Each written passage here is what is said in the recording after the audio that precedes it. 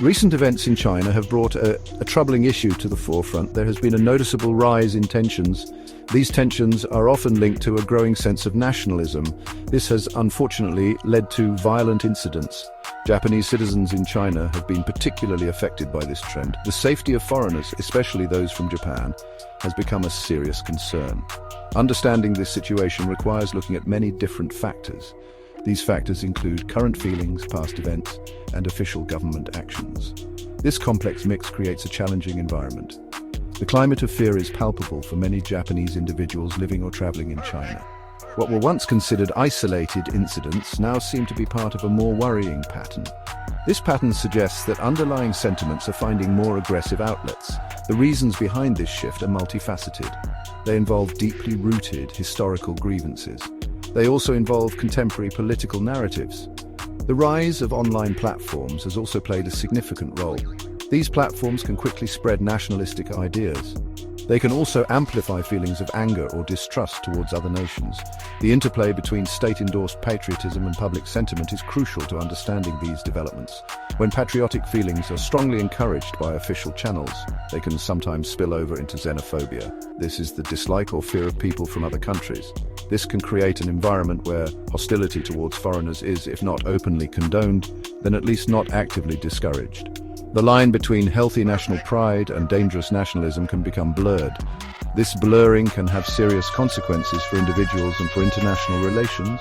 It affects how people from different countries see each other. This essay aims to explore the recent rise of nationalism in China.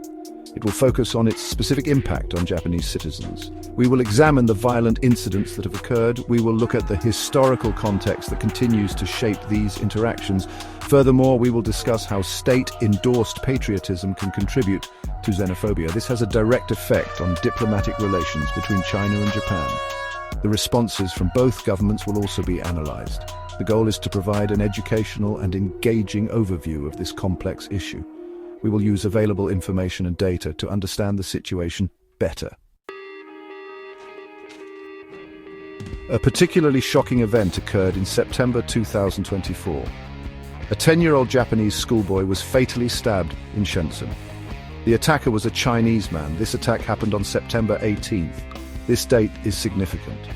It is the anniversary of the Mukden incident of 1931. That incident was a key event leading to Japan's invasion of Manchuria.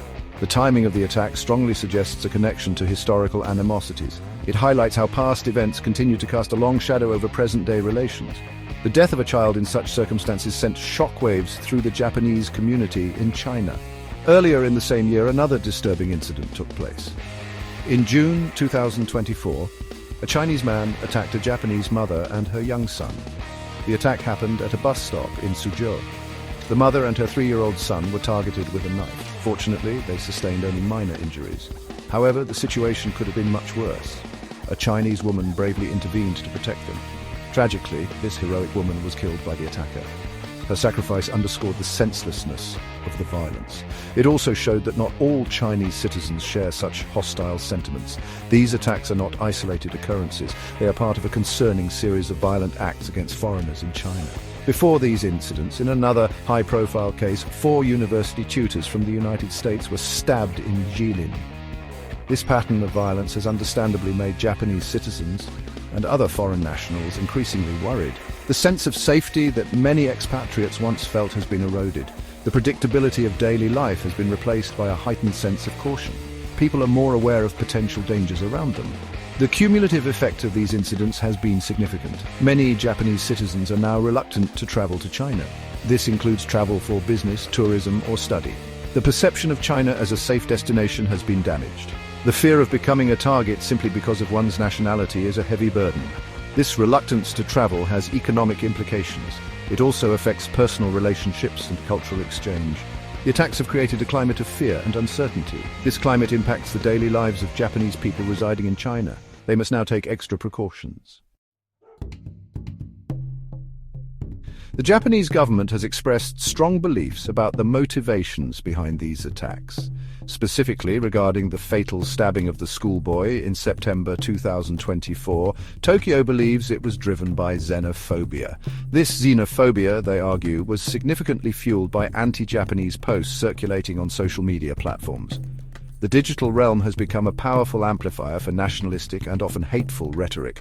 Such online content can easily incite individuals to violence. It creates an atmosphere where targeting Japanese nationals is seen by some as a form of patriotic expression, however misguided.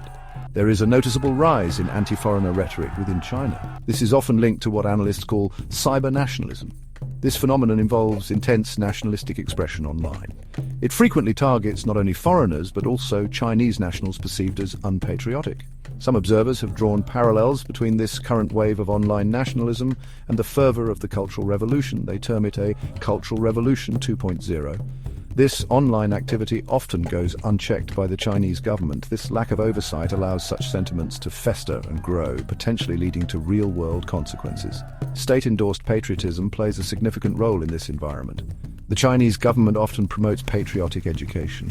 It issues warnings about perceived negative foreign influences, while fostering national pride is common in many countries. In China, it sometimes contributes to an intense form of nationalism. This nationalism can be quick to identify external enemies. It can also be quick to encourage suspicion of anything deemed foreign. This official narrative, even if not directly calling for violence, can inadvertently create fertile ground for xenophobic attitudes to take root and flourish among the population.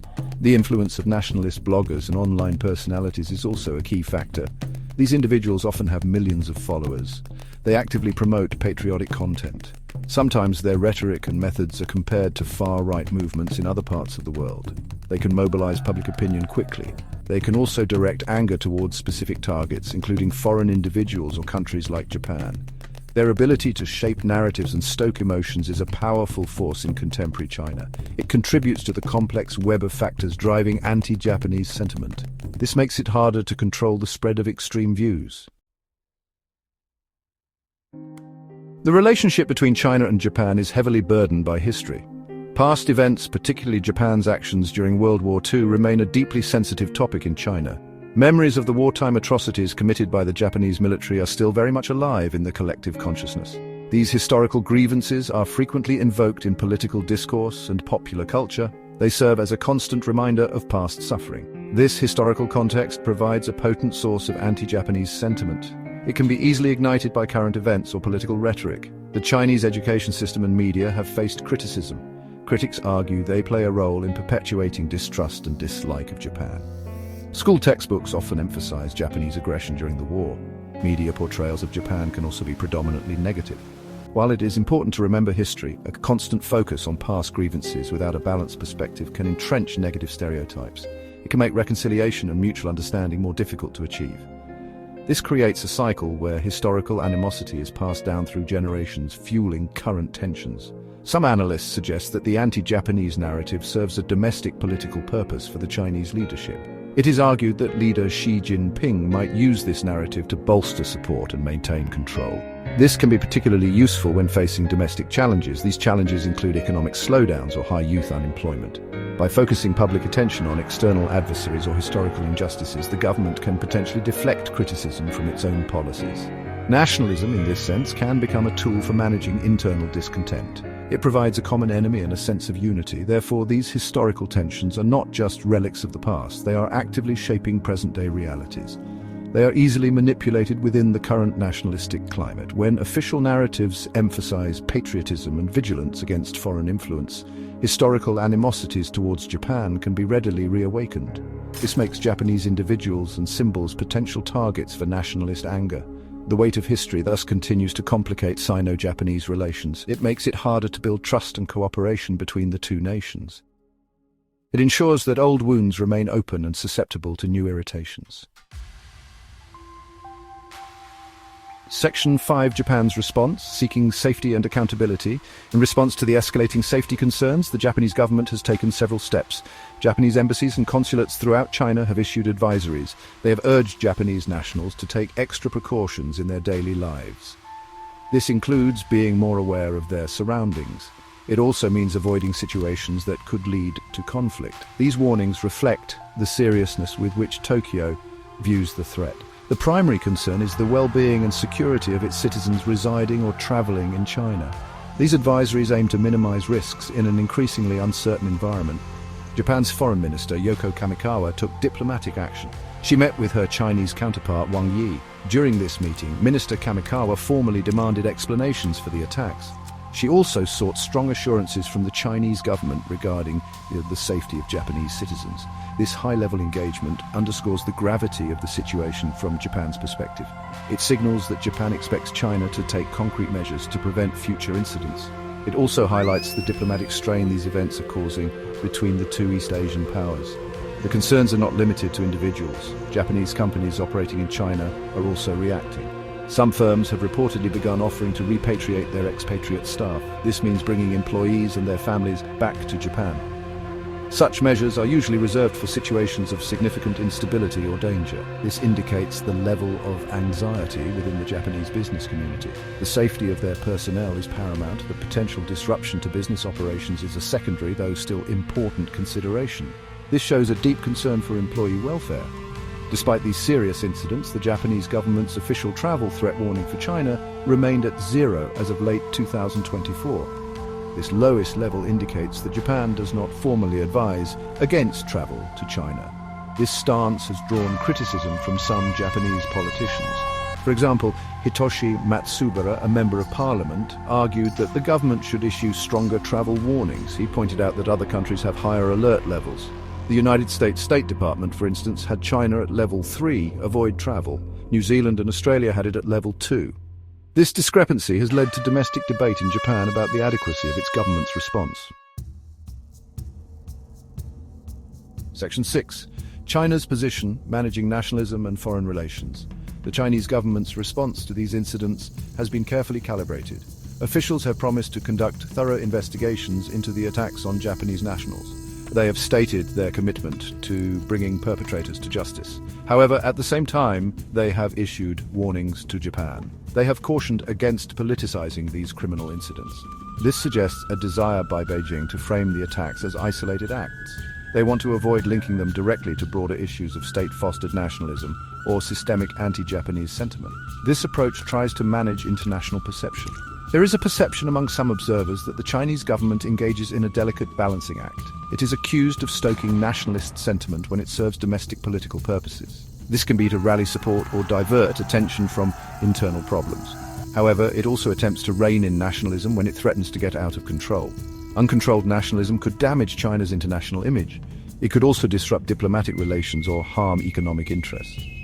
This tightrope walk between encouraging and controlling patriotic fervor is a complex challenge for the authorities. Interestingly, Chinese state media has, at times, criticized certain online nationalists.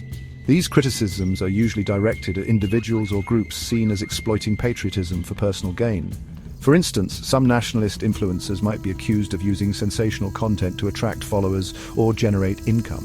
By publicly condemning such excesses, the state can attempt to distance itself from the more extreme manifestations of nationalism. It allows the government to present itself as a responsible actor. It suggests they are trying to guide patriotic sentiment in a healthy direction, even as it benefits from its overall presence.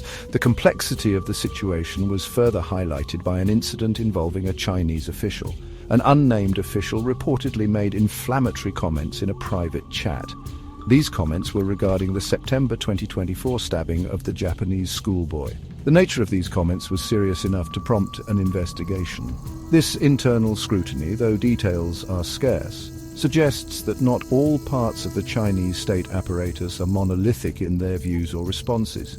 It hints at internal debates or concerns about the potential fallout from unchecked xenophobia, even within official circles. This shows the internal pressures Beijing faces. Section 7. The human cost impact on Japanese lives and business. The recent wave of violent incidents has undeniably stirred significant security concerns among Japanese citizens in China. The fear of being targeted due to one's nationality has become a pervasive anxiety for many. This affects not just recent arrivals, but also long-term residents who may have previously felt secure. The psychological impact of such fear can be considerable. It can lead to increased stress, changes in daily routines, and a general sense of unease. The feeling of being unwelcome or unsafe in a foreign land is a heavy burden for any individual to bear. This climate of fear, amplified by negative media coverage, has had a direct impact on Japanese tourism to China. Fewer Japanese people are choosing China as a travel destination. This decline affects not only the tourism industry but also opportunities for cultural exchange and people-to-people understanding. When ordinary citizens are afraid to visit, it becomes harder to build bridges between societies. The personal connections that can help to overcome stereotypes and historical animosities are lost. This has long-term implications for bilateral relations beyond just economic figures. The concerns extend to the business community. Ken Kato, a Tokyo-based businessman, publicly expressed his worries. He voiced apprehension about the safety of traveling to China for business purposes. His sentiments are likely shared by many others in similar positions. When business travel becomes perceived as risky, it can hinder trade and investment. Companies may reconsider their presence in the Chinese market. They might reduce their expatriate staff or scale back operations. This can have economic consequences for both countries. It can also damage the long-term commercial ties that have been built over decades. For Japanese expatriates who remain in China, daily life has changed. Many are adopting a lower profile. They might avoid speaking Japanese loudly in public. Some may choose to limit their movements, especially to crowded places. Parents are understandably more anxious about their children's safety, particularly after the attack on the schoolboy. This heightened vigilance and self-imposed restriction can lead to social isolation. It can diminish the quality of life for those working and living abroad. The overall experience of being an expatriate becomes colored by caution and apprehension instead of exploration and engagement. Section 8. The wider web cyber-nationalism's reach. It is important to understand that this fervent cyber-nationalism in China does not solely target foreigners. Its net is cast much wider. Chinese public figures, celebrities and even companies have found themselves in the crosshairs. They face accusations of being unpatriotic or disloyal to the nation. The criteria for such accusations can be broad and often arbitrary. Any perceived slight against national pride or any association with elements deemed foreign or hostile can trigger a wave of online condemnation. This creates an atmosphere of intense scrutiny. One prominent example involves the popular Chinese bottled water company, Nongfu Spring. The company faced boycotts and intense online criticism. The reason was an alleged Japanese influence in its product design and marketing. Nationalist netizens dissected its packaging and promotional materials. They searched for any elements that could be interpreted as pro-Japanese or insufficiently Chinese. This case demonstrates how even seemingly innocuous business practices can become politicized. It shows the power of online mobs to damage a brand's reputation based on nationalistic fervor. Another notable target was Mo Yan, a Nobel laureate in literature. He faced accusations from nationalist bloggers of beautifying Japanese soldiers in his literary works. His nuanced portrayals of complex historical periods were reinterpreted through a simplistic patriotic lens. This led to calls for him to be investigated or even punished. Such attacks on respected cultural figures illustrate the chilling effect that rampant nationalism can have on artistic expression and intellectual discourse. It signals a growing intolerance for perspectives that do not align with a narrow state-approved version of patriotism and history. This internal policing of patriotism has profound implications. It creates a climate of fear and conformity within China itself. Individuals may feel compelled to self-censor. They might avoid expressing opinions or engaging in activities that could be misconstrued as unpatriotic. This can stifle creativity, critical thinking, and open debate. The pressure to demonstrate unwavering loyalty can lead to a narrowing of public discourse. It can also make it more difficult to address genuine social and political issues. The focus shifts towards performative patriotism rather than substantive discussion. This environment affects everyone, not just those deemed foreign. Section 9. Conclusion. Navigating a complex relationship. The recent violent incidents against Japanese nationals in China are deeply concerning. They are symptomatic of a broader trend of rising nationalism. This nationalism is intertwined with historical grievances and contemporary political narratives. The Chinese government's approach involves promoting patriotism. However, this can sometimes inadvertently fuel xenophobic sentiments. The safety and well-being of Japanese citizens in China have become a pressing issue. This requires careful attention from both governments and the international community. The situation is complex and has many layers. The impact of these developments is multifaceted. For Japanese individuals, it means increased fear and a diminished sense of security. For businesses, it poses risks to operations and investments. Diplomatically, these incidents strain the already delicate relationship between China and Japan. The official responses from both Tokyo and Beijing reflect the challenges of managing this tension. Japan seeks safety assurances and accountability. China aims to control the narrative while navigating the powerful force of domestic nationalism. Finding common ground is becoming increasingly difficult.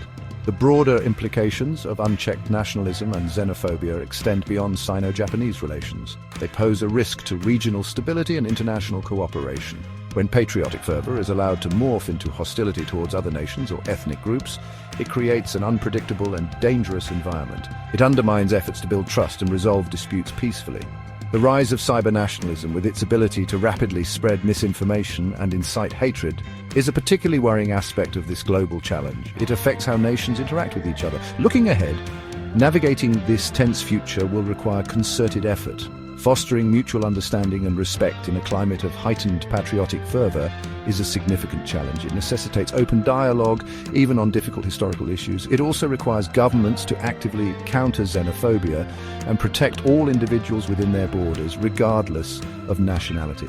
Ensuring the safety and rights of foreign nationals is not just a diplomatic courtesy, it is a fundamental responsibility.